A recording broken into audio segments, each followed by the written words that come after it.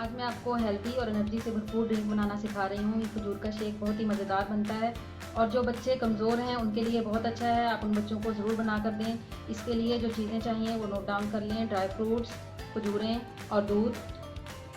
खजूरों की गुठलियाँ निकाल लें। अब इसमें दूध शामिल करें।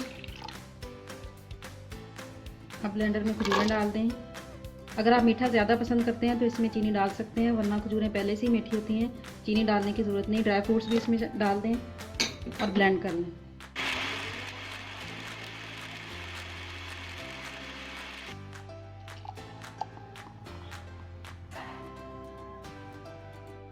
मज़ेदार खजूर का शेक तैयार है। आप इस रेसिपी को ज़रूर ट्राई करें। मेरे चैनल को लाइक और सब्सक्राइब करें। मेरी वीडियोज़ को शेयर करते रहें और अच्छे अच्छे कमेंट्स देते रहें।